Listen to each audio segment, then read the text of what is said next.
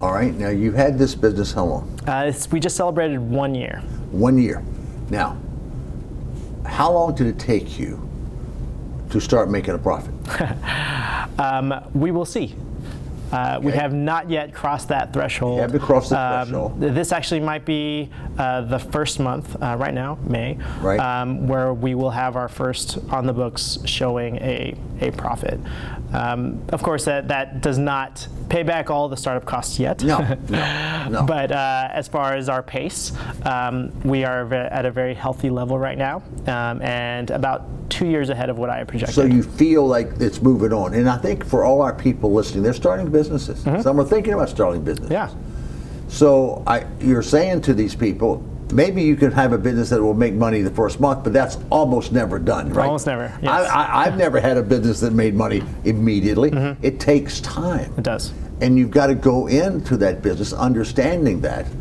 And then by doing it this way and understanding and having realistic expectations. Mm-hmm. And that's part of doing your homework beforehand. If you jump into it, and like I said, everyone's got this dream of opening a coffee shop. If you jump into it without the experience, you've never worked a coffee shop or restaurant at all, and then you say, I'm going to open up and it's going to be amazingly successful from day one, those are unrealistic expectations. You have to go into it wanting to learn and knowing that you can open a place, but you need to have that foundation first of the realistic expectation of finances, so going into it with enough money to survive, and then that realistic expectation of experience and saying, I need to be able to have that experience to be able to apply it and then be successful. Now, did you go out and borrow a lot of money to fund you? I did, and like a lot of people out there, it was a mix. It was using a little bit of my own savings, what little I have, being a young person, and then asking all close friends and family,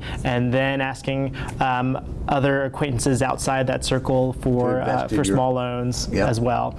And so it was a mix of all that. You went out mostly get loans. You still keep 100% of the equity. Yes. But you've been getting loans from friends and family and so forth, and that's the way to do it. And so as you've gone along now in the first year, what's the biggest lessons you've been learning about operations of the business? Most of the lessons learned the hard way have been the financial lessons. Yes. And even though I went in with slightly more realistic expectations than a lot of people, I still had to be reminded that the more hours I work behind the bar within the shop, the more money I save. And that I can't go out and just get every fun toy or product or piece of merchandise that I want. I have to really look at the bottom line. I have to look at, is that sustainable to be able to do that, or do I have to say maybe later? And so a lot of those, I didn't know what the levels were exactly for what my costs were for certain products. I had never run a beer bar. I had worked in a coffee shop before. Yeah. You could estimate them, but you really didn't know until you did it. So I did the best I could with estimating, and then when the real numbers came in, I had to adjust in real time. Well, I'm going to give you a rule of thumb, and you tell me whether it's true in your opinion. Great, okay. It always takes longer and more money than I've thought in my business. Yes. Is that true? It is my only run at my own business, but yes. It's taking you a little longer and a little more money to get it going where you want it to go. Although I have been surprised, and like I said, I mentioned it really briefly, I had these projections out for 3 years, 5 years.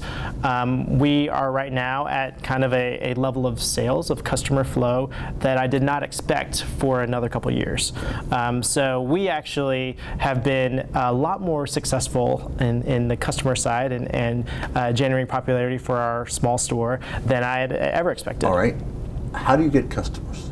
How do you market? I don't pay for marketing as a general rule. Yeah. There's one of those little scout mob deals out there, and that's it. That's the only thing I've ever paid for. But really, it's doing the best that I can and doing that consistently. So if I am always operating at this level of excellence, I know that the customer will come to me. Yep. That being said, I do. I do very specific, intentional things, especially on social media. So maintaining active social media accounts on Facebook, Instagram, Twitter. You do that, good. And right now I'm personally doing all of that. Yeah, that helps you? It does help. I think it does. Yeah. So that's a large part of getting that customer, or at least throwing our identity, our image out there, and doing it so consistently that the customer is like, oh yeah, it makes sense for me to go in there at some point. And we are able to really pull from a lot of the network of people around us. So for me personally, even if it were only my friends and family, that would be a good number of people. Yeah. If it's only the people I've worked with in the past, that would be a huge number of people. Come to you come from a radius probably of a half a mile or a quarter of a mile or less. Yeah, we are in a very, very great in-town Atlanta neighborhood that has been growing over the last few years, being more active, has a really good little neighborhood town center with several restaurants and businesses. That's contributed a lot to the success, but from the outset, I wanted to be more than just the neighborhood coffee shop. I also wanted to be one of the best in the city, and hopefully also known nationwide. Do the shops around you tell people about you? Do you have flyers in those shops? Do you cross-market with the other people that are in the same area that you're in? Yeah, our neighborhood does a good job of marketing themselves as the Kirkwood neighborhood in East Atlanta. And I think that as we all contribute to the success of the neighborhood, all our businesses do better. Sure they do. Surely.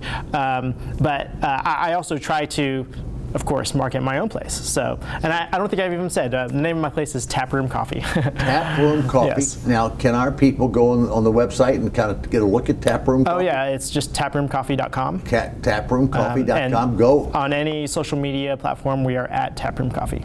Now, let me ask you this, because it's good for our people to, you've been about 12 months.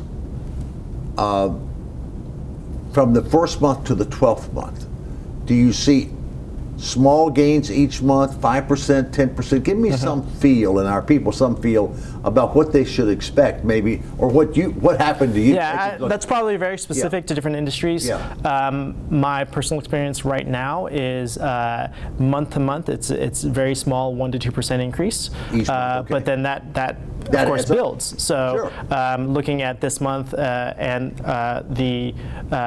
the first month, 12 months ago, we're at over a 20% increase year over year. So right now, let's say 12 months later, you're doing 20% more business on a weekly basis or a monthly basis than you did the first month. Yes.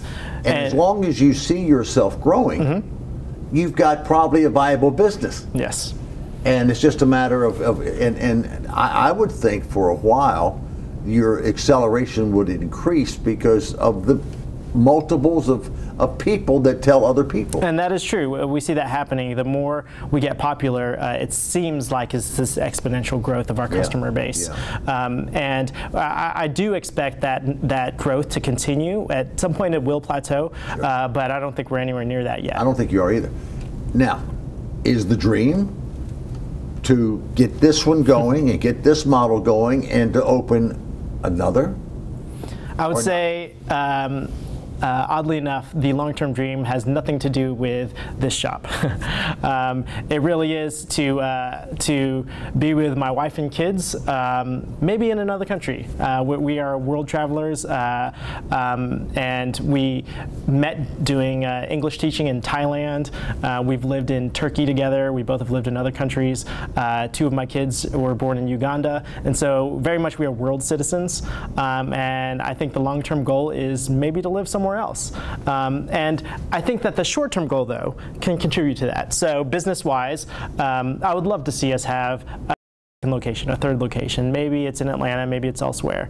But at some point, stepping back, not working behind the bar, not working just in managerial duties, and saying that it is so successful and self-sufficient that maybe that funds us going overseas. Yeah, and you can really, you're proving a concept.